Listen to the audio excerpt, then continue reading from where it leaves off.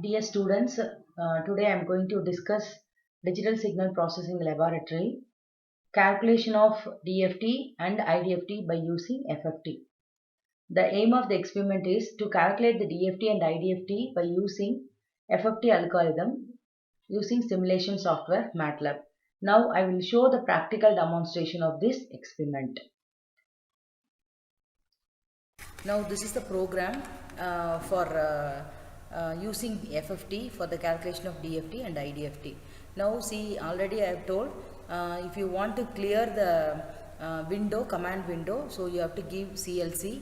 If you want to clear all the data which is stored in the workspace, that can be cleared. And if you want to close all the previous window, whatever we have worked, that we have to give close all. Okay. Now I am going to give input x of n. The input x of n will be given any number of samples, and n also you can take any n number, and between this sample input x of n and this number of samples, I am going to perform FFT. Okay, that will be stored in x. Next, the n value varies from 0 to length x minus 1. The length is nothing but the number of samples what we have given, that value minus 1. Subplot 3, 1, 1. So you should give 3, 1, 1. Actually here subplot 3, 1, 1, or else if you give 3, 1, 1 also, nothing wrong in that. It will show some error, but usually you should give this. Okay, so I am going to the entire screen will be divided into 3, and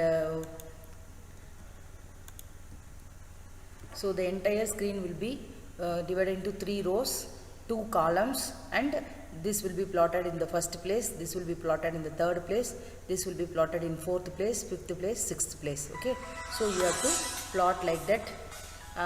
Here so all the input sequence we have to here n will be varies from 0 to n minus, that is length x minus 1, and stem will be plotted.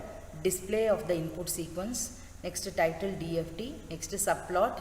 Next, you are going to plot the magnitude spectrum. Next, you are going to plot the phase spectrum. Now XR is nothing but your IDFT.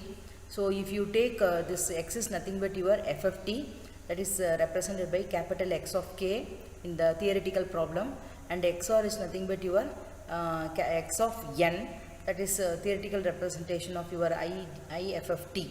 Okay, if you perform convolution, that is if you perform IFFT between X and N, you will get XR.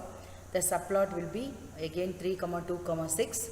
The stem will be plotted, and that is nothing but your IDFT name, and then you are going to display the title. Okay, now I will run the program.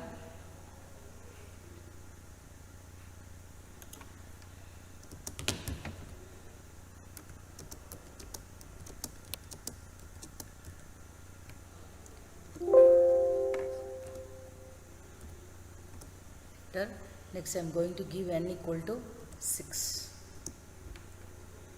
So here see, the first one it will be the entire screen will be splitted into 3 rows, and the next one, the first column fully I am going to plot the input sequence because very lengthy, and see the entire screen already it is splitted into 3. The second column in the second row. Okay, so I am going to plot this in the third place, and the next one is I am going to plot this in the fourth place, and next one I am going to plot in the fifth place and sixth place. Okay, so like that we have to plot. The data which we have entered in the command window is the X of n sequence is 1, 2, 3, 4, 5, 6, 7, 8, and here I have given the length of the sequence n equal to 6. Okay, by using FFT algorithm, if you compute using MATLAB, you will get the output sequences from 1 to 6. Next one is this is the output of your the given sequence.